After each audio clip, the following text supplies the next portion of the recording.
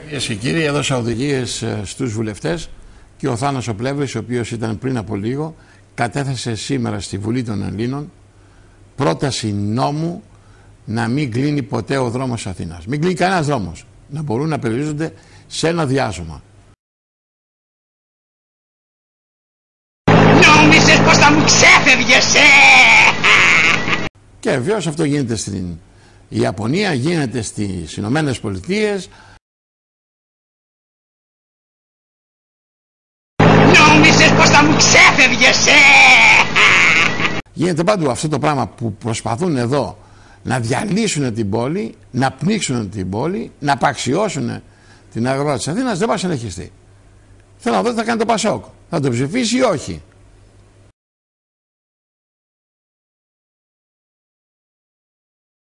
Νόμισες πως θα μου ξέφευγες, Κλείνουν μαγαζιά, μαγαζάτες, νοικοκυρέοι, άνθρωποι που δουλεύουν, που πληρώνουν φόρους, που έχουν υπαλλήλους, που βοηθούν να μην μεγιστοποιηθεί η ανεργία.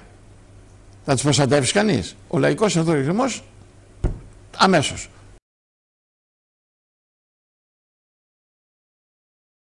Νόμισες πως θα μου ξέφευγες, Τους είπα όχι τη Δευτέρα, τώρα, και κατετέθη ο νόμος.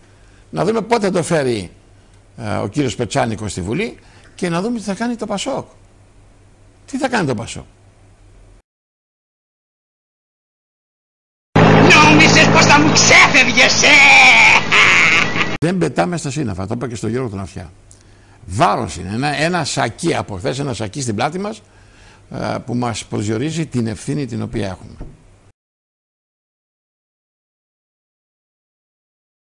Νόμισες πως θα μου ξέφευγες,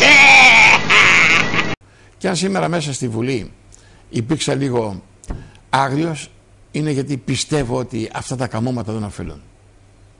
Μπορεί να είναι ο Καραμαλής θέσης, μπορεί να ήταν ο ίδιος, μπορεί να ήταν ο Σαμαράς, η Παπαρίγα, ποιος θέλει. Πάει να δώσει μια μάχη για την Ελλάδα. Είναι δυνατόν να αποκαλεί ο ένας από τους δύο τον άλλο γελίο?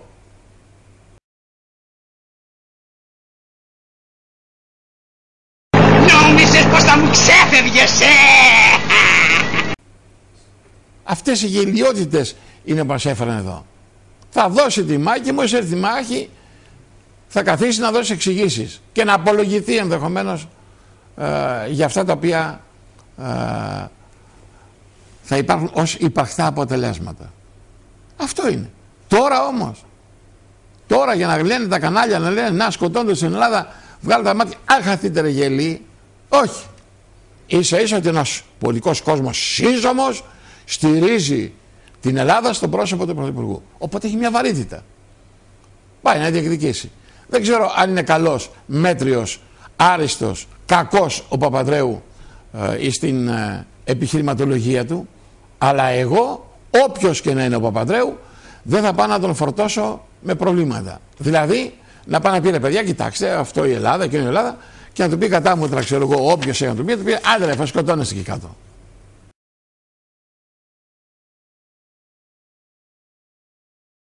Νόμισες πως θα μου ξέφευγες, Έτσι δεν είναι? Εάν ήμουν εγώ πρωθυπουργός Ελλάδος και πήγαινα επάνω σε μια τέτοια κρίσιμη κατάσταση να διασώσω ό,τι μπορεί να διασωθεί, πώς θα αισθανόμουν ξαφνικά να ο πίσω Καρατζαφέρης ή ο πίσω άλλος έκανε αυτές τις ζαβολιές? Αυτά είναι βασικά θέματα. Αυτά βλέπει ο κόσμος και προστρέχει σε εμάς. Βλέπει ότι είμαστε σοβαροί, υπεύθυνοι, αποφασιστικοί.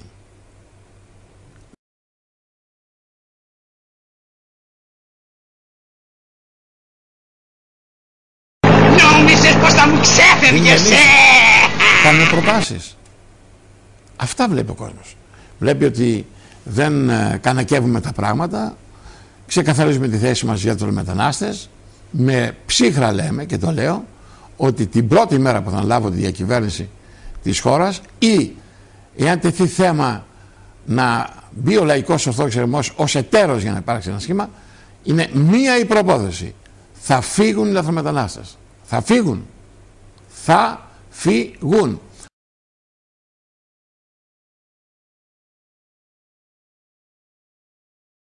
Νόμισες πως θα μου ξέφευγες, Όταν μου βάζουν δυσκολίες και τα λοιπά, Όχι. Περισσότερη δυσκολία συναντάνε αυτοί να έρθουν εδώ παρά ένα εργαζόμενο κάτω στείλει πίσω. Θα φύγουν. Θα μείνει η ποσόστοση του 2-2,5% ή τη 225.000. Η Ελλάδα δεν αντέχει. Εμένα το να πούμε βάρος. πώς με βλέπεις. Ξεκάθαρα. Σαν κρέας μοσχαράκι. Μάλλον βοδινό. Τον κακό στο